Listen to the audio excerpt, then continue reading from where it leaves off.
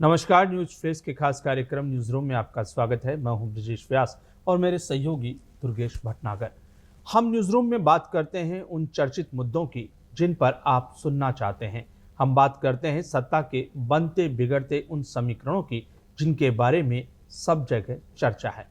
दुर्गेश, अगर आज हम बात करते हैं तो सबसे ज़्यादा जो चर्चा है इस समय वो है गृह मंत्री और सहकारिता मंत्री अमित शाह के जयपुर आने की। बिल्कुल। और उनके दौरे को लेकर के कवायद भी चल रही है, तैयारियां भी तेज है और विपक्ष भी जो है वो भी अपने अपने हिसाब से उस दौरे को समीक्षा कर रहा है। क्या कुछ लगता है? देखिए, अमित शाह नंबर 2 के बीजेपी में अगर कहें तो स्टैंड रखते हैं वो, और उनका यहाँ आना संगठन के लिए भी बहुत इंपॉर्टेंट है और सरकार के लिए भी। तो दोनों तरफ से जो कवायद चल रही ताकि उनकी कोई नाराजगी जो है वो सामने नहीं आए या कोई बात ऐसी नहीं हो जो उनको नागवार महसूस हो और इस तरीके की स्थिति हो और कि चाहे संगठन में चाहे सत्ता पक्ष में।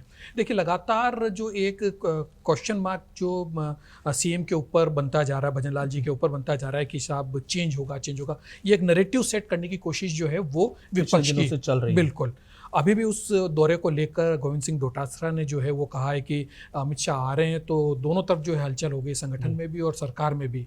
वो क्या जांचने आ रहे हैं और किस तरीके से आ रहे हैं उसको लेकर जो चर्चा उन्होंने जो एक बार फिर से छेड़ दी है। तो सहकारिता का जो सम्मेलन है उसको तो वो करेंगे और ऐसा भी माना जा रहा है कि शायद वो संगठन को लेकर भी इस बार काफ़ी कुछ देखेंगे, समझने की कोशिश करेंगे। क्योंकि देश में अगर हम देखें, बीजेपी एक सबसे बड़ी पार्टी के रूप में है और वहाँ पर भी जो है वो अध्यक्ष पद के लिए जो है वो चर्चाएं चल रही है और राजस्थान में भी जो है वो इम्पोर्टेंस जो है उसकी बड़ी रहेगी। वही हम ये देख रहे हैं कि यहाँ उनका आना, नाम है सहकारिता, मतलब जो है उनका प्रमुख जो इस समय दौरे का उद्देश्य है वो है सहकारिता सम्मेलन का उद्घाटन करा। निसंदेह उन्होंने सहकारिता के क्षेत्र में एक बड़ा मुकाम हासिल किया। मुझे लगता है कि शरद पवार के बाद अगर किसी ने सहकारिता पर पूरा फोकस किया तो वो अमित शाह है। नहीं तो सहकारिता के मामले में शरद पवार को माना जाता है कि वो एक पितृपुरुष हैं उसकी देखरेख के लिए इस तरह सहकारिता आंदोलन के। और उसके बाद जिस ढंग से अमित शाह पूरे देश में पैक्स के समूह को नए ढंग से रेखांकित करना, सहकारिता की नई परिभाषा गढ़ना, सहकारिता के लिए बड़े गोदाम और भंडारण का जो जिस ढंग से सहकारिता के साथ संयोजन करके करना चाह रहे हैं, वहाँ ये उनका मुख्य उद्देश्य है कि सहकारिता सम्मेलन का उद्घाटन हो। लेकिन आपकी बात यहाँ मैं इसके साथ जोड़ता हूँ कि सहकारिता सम्मेलन के साथ साथ वो सत्ता और संगठन की नब्ज भी टटोलेंगे। और उसके साथ साथ ये यात्रा इसलिए ज़्यादा मायने रख रही है क्योंकि राष्ट्रीय अध्यक्ष का जो चुनाव है भाजपा का, उसके अंदर जो नाम चर्चा में है वो मुझे लगता है कि वो जो नक्शा चुनाव का है उसमें राजस्थान का जो है वो रोल, उसकी भूमिका वो बड़ी है क्योंकि जो चर्चित नाम हैं 4 वो हैं। अब आप बताइए कि वो किस तरीके से आप उसको देखते हैं। देखिए, अगर बीजेपी की हम बात करें तो बीजेपी की शुरुआत जो है उसके अंदर राजस्थान का बहुत बड़ा रोल है और लाल कृष्ण आडवाणी यहाँ रहे, भैरू सिंह शेखावत यहाँ पर आए, तो जो कहना चाहिए कि संगठन को बनाने वाले जो नींव की पत्थर थे वो सब यहाँ से है। तो राजस्थान में लगातार अगर देखें तो बीजेपी का लगातार गढ़ रहा है। लेकिन अगर 1980 के बाद भारतीय जनता पार्टी का उद्भव हुआ और उसके बाद अब तक की बात करें तो राजस्थान से कोई राष्ट्रीय अध्यक्ष नहीं बना।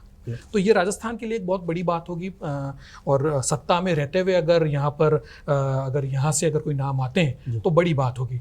4 नाम हैं, बड़े नाम हैं, संगठन पे उनकी पकड़ है, सत्ता में भी वो काबिज रहे हैं। अगर हम उन नामों की अगर चर्चा करें तो वसुंधरा राजे का सबसे बड़ा नाम जो है वो यहाँ से चर्चा में है। उसके बाद भूपेंद्र यादव जो कि केंद्रीय मंत्री भी हैं और सत्ता और संगठन दोनों का उनका अच्छा अनुभव है। यहाँ वो रहे हैं और उन्होंने बहुत अच्छे से। और अर्जुन राम मेघवाल की अगर बात करें, जो तीसरा नाम है अर्जुन राम मेघवाल का नाम जो चल रहा है, उनको सत्ता का भी जो है अनुभव है और संगठन का भी अनुभव है और सबसे बड़ी बात है ब्यूरोक्रेसी का भी अनुभव है। तो वो एक नाम जो और दलित चेहरा है तो वो भी एक बहुत बड़ा इंपॉर्टेंट नाम हो सकता है। अगर आते हैं, अगर राष्ट्रीय अध्यक्ष बनते हैं तो एक नया जो है वो संदेश जाएगा। और लगातार मोदी जो है वो कुछ को संदेश देते आ रहे हैं लगातार। जो भी नियुक्तियां हुई है या जो भी चयन किए गए हैं उनका एक संदेश है। लेकिन चौथा नाम एक और बहुत इंपॉर्टेंट है, सुनील बंसल का, जिन्होंने यूपी में जिस तरीके से अपनी जो अभिनव प्रयोग करके बिल्कुल सरकार करके को जो पहले बार जब थे तो वो वही वहाँ के शायद मुझे लगता है प्रभारी थे उस बिल्कुल, समय। और दूसरी बार भी जब चुनाव हुए तो एक अच्छे मैंडेट के साथ लेके आना। उसके बाद उनको भेजा गया झारखंड, बिल्कुल, और झारखंड में भी उनके परिणाम जो है पार्टी संतुष्ट है उनके परिणामों से। राजस्थान के लिए ये बहुत अच्छी बात है कि ये सारे नाम, लेकिन मुझे लगता है फिलहाल राष्ट्रीय अध्यक्ष का चुनाव जो है उस पर अभी तक कोई सीधा बात नहीं हो पा रही है कि कब होंगे, आगे बढ़ेंगे नहीं बढ़ेंगे, क्योंकि मुझे लगता है कि वहाँ संघ और पार्टी के बीच में कुछ है कि वहाँ तय नहीं हो पा रहा कि किस तरह से उसको अमली जामा पहनाया जाए। बिल्कुल, ये सबसे बड़ी बात है। बिल्कुल, ये बिल्कुल आप बिल्कुल ठीक कह रहे हैं। कारण ये है कि कौन सा वो चेहरा हो जो सत्ता में बैठे हुए प्रधानमंत्री नरेंद्र मोदी की भी जो है वो उनका भी वो माने रखे, और जो संघ है उसका भी माने रखे। तो दोनों में किस तरीके से सामंजस्य बैठे, ऐसा इन चार नामों में से आपको लगता है कि कौन ये चारों नाम ऐसे हैं जो दोनों जगह उस पैरामीटर में फिर बैठते हैं जिसकी आप बात करें? देखिए, अगर वसुंधरा राजे का अगर बात करें तो संगठन में उनकी अच्छी पकड़ है, सत्ता में वो रही हैं, 2 बार मुख्यमंत्री रही हैं, तो ऐसे में उनकी पकड़ तो अच्छी है। और क्योंकि अगर हम देखें विजयाराजे सिंधिया की पुत्री हैं, तो जो कहना चाहिए कि नींव के पत्थर में जो सबसे बड़ी अगर ईंट लगाने का अगर काम किसने किया था तो विजयाराजे सिंधिया ने किया था, तो उस परिवार से वो आती हैं। लेकिन मोदी की वो पसंद होंगी, ये एक बड़ा संशय का विषय, क्योंकि पहले भी कई बार उनके और मंचों पे जिस तरह की केमिस्ट्री वहाँ दिखी, वो थोड़ा सा है। तो वसुंधरा राजे मोदी की पसंद बनती हैं कि नहीं बनती हैं, ये एक देखने वाली बात होगी। लेकिन अगर हम सुनील बंसल की बात करें, अर्जुन राम मेघवाल की बात करें, भूपेंद्र यादव की बात करें, तो ये दोनों तरफ ठीक इनकी जो है समीकरण बैठते हुए नजर आ रहे हैं। संघ पृष्ठभूमि शायद इनकी रही है। मेघवाल की पृष्ठभूमि संघ की है, ये वो संघ की पृष्ठभूमि तो नहीं है, लेकिन ब्यूरोक्रेसी पे उनकी अच्छी पकड़ है। उसके साथ साथ चीजों को समझते हैं, सेवा से इधर आए हैं, तो वो एक बहुत बड़ा। एक और हम राजस्थान के परिदृश्य में बात करते हैं तो आज जो चर्चा में है वो है गोविंद सिंह डोटासरा का बयान, जिसमें वो कह रहे हैं कि अब हम जनता के बीच सरकार की नाकामियों को लेकर जाएंगे। तो पहले भी गए हैं और अब फिर जा रहे हैं, तो क्या कुछ नया, क्या पार्टी कुछ जो कुछ अभी राहुल गांधी ने प्राण फूके हैं और उसके बाद क्या कोई नया तरीका अब विरोध का? देखिए, बिल्कुल ठीक आपने ये प्रश्न उठाया, क्योंकि कांग्रेस में जिस तरीके से मैंडेट के बाद एकदम जब वो विपक्ष में आ जाती है तो बिल्कुल मृत प्राय सी हो जाती है, और जैसे चुनाव आने लगते हैं फिर वापस से रिवाइव करती है। लेकिन अब उस स्ट्रेटजी को छोड़ के अब ये डे टू डे की जो जनता के बीच में पकड़ बनाने की बात है, और कार्यकर्ताओं को जो है चुनाव भी, स्थानीय निकाय के चुनाव वो भी आने वाले हैं, तो ये वो लगता है उसी कवायद को जो है रिवाइव करने की कोशिश में है। और जो गोविंद सिंह डोटासरा है वो इसीलिए जाना चाह रहे हैं कि जो नाकामियां हैं, जो उनको लगता है कि जिस तरीके से महंगाई बढ़ी है और जिस तरीके से पेपर लीक के ऊपर कुछ काम नहीं हो पाया है, जिस तरीके से और भी चीज़ें जो पर्ची की सरकार का लगातार वो कहते रहते हैं, तो अब वो क्या उसको लेके अब जनता तक, नीचे तक, ग्राउंड लेवल तक जाने की बात कर रहे हैं, और इसको लेकर एक प्रोग्राम जो है वो डिसाइड करने की बात है। एक अजीब सी बात है कि बार बार ये प्रदेश में अलग अलग मांगें उठती हैं। आज जिस बात की चर्चा है और जो मुद्दा मुझे लगता है कि लोगों के संज्ञान में आया है वो है कि राजकुमार रोत ने एक बार फिर भील प्रदेश की मांग उठा दी। ये हालांकि पहले भी उठती रही है, कभी मरु प्रदेश की मांग उठती है, कभी भील प्रदेश की उठती है, लेकिन आपको नहीं लगता कि ये सब कुछ कहीं न कहीं इसके पीछे राजनीति है और वो समीकरण है राजनीति? बिल्कुल, देखिए वो जो हैं वो आते हैं डूंगरपुर, बांसवाड़ा और वो वाला एरिया है आदिवासी, उस आदिवासी क्षेत्र से वो आते हैं।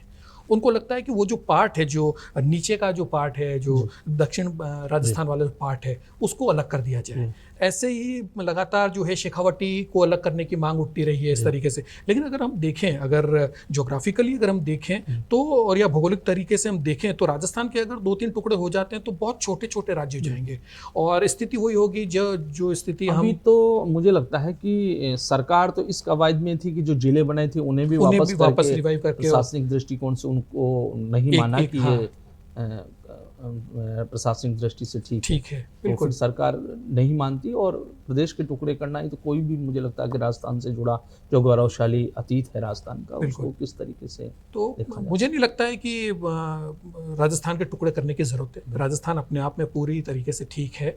और जहाँ तक राजकुमार रोध के, क्यों वो अपनी राजनीति को लेकर बिल्कुल, बीटीपी ने जिस ढंग से बढ़त बिल्कुल। हासिल की वहाँ से और बिल्कुल। बहुत जल्दी पिकअप किया, बिल्कुल। उसके बाद ये लाजमी है कि वो अपनी राजनीतिक यात्रा को आगे किस तरह तेजी से बढ़ाते हैं। उनके लिए शायद यही मुद्दा उनको बिल्कुल। राजनीति में सूट करता है तो उनको लगता है कि मैं चर्चा में बना रहा हूँ इसलिए इस तरीके की मांग उठा रहा हूँ, जिसका बिल्कुल कंडम किया। अगर हम बात करें राजेंद्र राठौड़ की बात करें तो उन्होंने शर्मनाक बताया और बिल्कुल ये है भी कि कोई फिजिबल भी नजर नहीं आता कोई है। भी नहीं पसंद करेगा कि हम जिस धरा पे हैं वहाँ राजस्थान जैसी गौरव में हमारी संस्कृति को हम बिल्कुल। बांट दें। बिल्कुल। और उसके बाद जो चर्चा है वो बड़ी चर्चा है कि किस तरह पुलिस ने यकायक अपना कायाकल्प किया और पूरी रात जो है वो इस चीज़ की चर्चा रही और जी। सुबह 4 से 6 बजे तक सब जगह नाकेबंदी कराई। ये जी। मुझे लगता है कि नए जो डीजीपी आए हैं उनकी ये शायद अपना एक मैसेज देने की कोशिश है। बिल्कुल। देखिए, अगर हम राजीव शर्मा की अगर बात करें तो वो डेपुटेशन पर दिल्ली थे और वहीं वो थे और उनको वहाँ से भेजा गया है। तो उनको लगता है कि जो कानून व्यवस्था एक बहुत बड़ा मुद्दा है लगातार, और विपक्ष लगातार कानून व्यवस्था को लेकर क्वेश्चन मार्क खड़ा करता रह रहा है। तो ऐसे में पुलिस प्रशासन के ऊपर, पुलिस अधिकारियों के ऊपर किस तरीके से नकेल कसी जाए, क्योंकि देखिए कई जगहों पर बारिश भी हो रही थी लेकिन बारिश होने के बावजूद भी उनको छाता खोलने के ये संदेश देने की कोशिश की कि हम चुस्त दुरुस्त हैं और वो सारा सब कुछ। तो ठीक है, अगर कानून व्यवस्था के ऊपर पकड़ बनाने के लिए अगर कुछ नवाचार करने की कोशिश कर रहे हैं या कुछ जो है प्रोएक्टिव होते हुए, हाँ, प्रोएक्टिव होने की अगर कोशिश करें तो अच्छी बात है। अगर कानून व्यवस्था बहुत बढ़िया है। आज के लिए इतना ही, फिर हाजिर होंगे कुछ नए समाचार, नए मुद्दों के साथ। नमस्कार।